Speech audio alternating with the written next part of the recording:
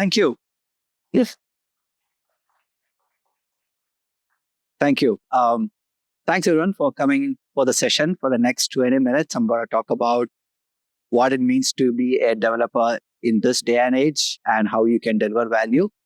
And if you came to my session thinking there's going to be an AI talk track, it's not. I'm not going to talk about AI. I heard some dudes wrote an AI book. Just go buy their book. I think it's going. Well, this is me and my dog as Mid-Journey imagined us some few years back. Ever since I've kept it, it's quite funny. I'm a senior director. I've built multiple products. I've worked with multiple clients. I have a dog, and I recently wrote a book. So, how many of you are full stack developers here? Okay. I'm going to call you half stack at this point. Okay. You're half stack because full stack, according to the traditional way we define it, it's you do front end and you do a bit of back end and you're full stack. But what we don't talk about is nobody owns the deployment or nobody is there to do your deployment infrastructure integration. Unless you can do that, you're half stack for me, right? Because if you don't know how your code is going to run, how you are able to do automated deployments, you have not exactly built a production grade app yet, right? You need to know how your application is going to run, how your application is going to behave, how to investigate failures, how to recover from failures. You need to start thinking of those things too. That's when you become truly full stack. And if you look at it, right, and this comes from my experience, running all these teams, most of the time we spend trying to figure out why something failed. And I'm not even talking about production, right? Somebody wrote an app, we deployed it into dev or testing, and the QA is running it, and the developer doesn't know how to go figure it out why it failed, right? Maybe because there are not enough logs. Maybe the developer did not understand how the application is going to be built and packaged and deployed, right? So again, you're half stack if you're not getting into the deployment side.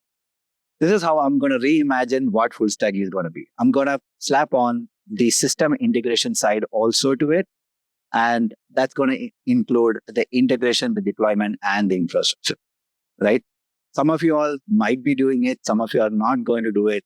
And from what I've seen, I'm going to tell you why some of you are hesitant to do it and how you can do it. Okay, that's going to be my talk. Great. So what's holding us back? I see there are three reasons. One is the fear. The fear of you're usually used to IDs and the autocompletes and other things. But when you're getting into the DevOps side of things, you're going to live your life in the terminal. So you are going to type in commands, you're going to hit enter, something's going to happen magically somewhere, and the terminal is going to come back. Maybe with some results before it, or maybe it's just an empty. Or if you're lucky like me, you're going to just do an RM minus RF on your slash and learn it the hard way. Okay. The other thing is a lot of what if scenarios, right? I mean, we as humans, we overthink it a lot. What if I break production? What if I do this? What if I do that? What if somebody finds out that I'm not great at Kubernetes, which I'm still not, and I still manage to deploy Kubernetes, right? Okay. I mean, these are all fine. But then when it comes to big organization, just in the name of security, there are a lot of walls. There are a lot of Chinese walls between departments. Oh, I need a server deployed. There is a ticket. But do we really have to do that in the lower environments, in the dev and the test environments? Not really. Recently, I've been working with a customer, and we had to get we had to deploy something. I can't go into the specific details. And I was asked, do you have a Jira ticket for that? And I'm like, it's a dev environment. I need to deploy this. Give me access. I'll do it. No, you need a ticket for that. I'm like, that's not how it should work. I should have the freedom and the flexibility to just go do it. And this is something that I've built with all my teams, saying that you as a developer, if you're going to come into my team, you need to know how to deploy from scratch the application into a cluster. This is about, I'm going to give you a server, go SSH, go install Kubernetes, Docker, Kubernetes, run the YAML files, deploy the application, make sure it's working, right? And I'm going to quiz you on that. What that has helped me and my team over the time is I can just operate with a handful of developers. I'm talking about 10 to 12 developers, and we are able to handle production outages. We know where the issue is happening. And the only time we are actually waiting on, the resolutions to happen is for somebody from the customer end to come in on a call and get us our logs because the wall delays. So how do you break out of these silos? How do you build these skills? 4 key things. 1, you need to learn to continuously build your code. Every commit should be such that you can build it. It should be automatically triggered. All the boring stuff you need to get out of the way, right? You need to learn to deploy it automatically. Run the script once, make it boring and reliable so that you can just run it and it just works, right? So you're not worried about how it's going to work. You can tweak a parameter and it should just work and give you the result. Third part is treat your infrastructure as disposable components, right? Do not rely on a server that you set up today to be available 5 years down the line with all the packages there. Just delete the server once in a while and see how quickly you can bring it up. Trust me, it's fun, right? Or just give it to a junior developer and ask them to just clean up the root volume. Anyway, finally, observability. You need to know what's happening with your system as and when it's happening and not play Sherlock Holmes down the line, trying to pick up the breadcrumbs and figure out who killed whom, right? No, you should know what your application is doing. You should be alerted when it's going up. When your CPU threshold hits 80%, you should be able to just go somewhere and see the logs and figure out what it is happening, rather than after the pod has died and then you are trying to figure out, where are my logs? Some of the tools that helps us over there, I'm not saying the complete tools. Some of the stuff that I've used personally, big proponent of Jenkins. I don't know why I still love Jenkins, even though it's built on Java. There is Argo CD, love Argo CD, Terraform, Ansible. I would not leave a single day without Terraform and Ansible. And then all the observability tools out there, Datadog, Prometheus, Grafana, similar to it's out there. Okay, so let's look at some of the examples. So how many of you here has built a Docker file and built a Docker? Okay, quite a few of you. So those of you who haven't done this side of the world where you're not building code, and when you're talking about system integration DevOps, it's all text files. You can just read through the files and you can understand what it is, right? The Docker file here is an example. There are comments, but it just basically says use Node.js version 20. Working app directories should be / copy files, run something, copy something more, .. copy everything, expose it on port 3000, and then run the command node server.js. It's as simple as you read it. That's it. Everything on this side of the world is just configuration files, text files. Look at another one. Kubernetes, slightly more complex. You can see that? Okay, yes, say yes. Yes, you can read it. So, looks complex. That's a lazy man's JSON because people don't want to put quotes into stuff and close it with brackets and, what they don't want to do. That's a YAML file. What it basically says, I'm going to run MongoDB and MongoDB is going to be hosted on image, or I'm going to use 6.0 version. Here are some command line parameters, expose this port, mount some files, give it this much CPU and memory, and that's it. That's how you read it. And it's going to run in some namespace and the name of the app is Monk. That's it. Another example, an Ansible playbook. So this is how you automate your software installations, right? I mean, you have a server running. What does it do? Find the machine, which is the Kubernetes machine, pull the Docker installer, run the Docker installer, set the permissions, reload the daemon and restart Docker or start the Docker container. That's it, set of files, right? It's just the syntax that's slightly different, right? And the way you do it is you learn these files, okay? You memorize them so that you can just wake up any day and you can do it. No, I'm kidding. You don't memorize this stuff. I don't do this stuff.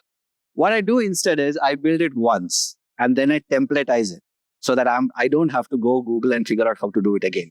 So that's one sample YAML file that I always keep in some folder somewhere where I know that if I have to deploy my image as a Kubernetes container, I just take that. Anything that starts with -- is what I replace and I deploy it. It just gives me some bare bones structure to start with.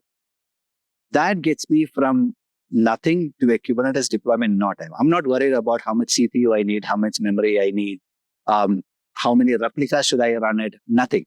For that, I hire the smart guy who can tell me how to do it, because I just have to get to that point at that, right? So there you go. And then I repeat. So I got templates for everything that I showed you over here. I got templates for Dockerfile. I got templates for Kubernetes, Ansible playbook, Terraform scripts, everything. Okay. So that's one way to start. Learn it once, do it properly the second time, and then templatize it, and then just forget about it, and then don't worry about it later. Okay. So we covered that. So what are the best practices there? 4 key things. Security. You should always worry about security, about how we are building. Shift it left means that do it much early in your pipeline rather than after everything is done and then you're doing it as an end goal. With CI tools, you can actually do a quick scan of your code as part of your build process and tell you if a vulnerability is there. Make small changes. Don't do a big bang change for everything. Do small changes. Make it repeatable as part of your code. Build blueprints, as in like you templatize your infrastructure so that you can just take it to any system and do it, like the Ansible playbook that I showed you. It's the same installation if I have to do it again and again. Automate it, like most of you do, like me. If I have to do it a second time, I'm going to spend 10 hours automating it, even though that's the only time I'm going to do it. I'm still going to automate it. And then you build for observability. Okay, there should be a way in which you can find out what's happening behind the scenes, right? As simple as if you write a Node.js program and an Express app to expose a web server, a simple line that says listening on port 8080. It's valuable. That tells you that the server is running, rather than you run the command and it's just empty after that, right? An API comes in. One line that says, yes, received a post request, tells you more than just waiting, let's say 10 seconds to get the request. Maybe you don't know why that request is not, right? So use logs, use observability to find out what's happening behind the scenes. Finally, to wrap up, 3 steps if you want to get started on this journey. One is you need to be really curious. Go look at your repository with the projects that you're working. There should be some pipeline file, some Docker file, some YAML file, something there. Just open it and read it, right? You don't have to understand it. Just read it. You read it once, you read it the second time, and slowly you'll see that it just starts making sense step by step. You learn the fundamentals, right? You need to know what's happening behind the scene. That's a great link, roadmap, SH, DevOps, that gives you a nice way in which you can start your DevOps journey where all you can fit in. And finally, the next time an opportunity comes, just raise your hand and say, okay, I want to do it. I want to join the team. I don't know. I'm going to learn it that way. Okay. Very important. And finally, that's how you stop doing the writing code and you're going to this value. Okay. Now, let me just quickly show you what the DevOps pipeline looks like. So this is roadmap.sh. So when you're starting on the DevOps pipeline, language, learn an operating system, don't learn Windows, go down the Linux route. I'm back. Okay. Nobody noticed the logo on my laptop, please.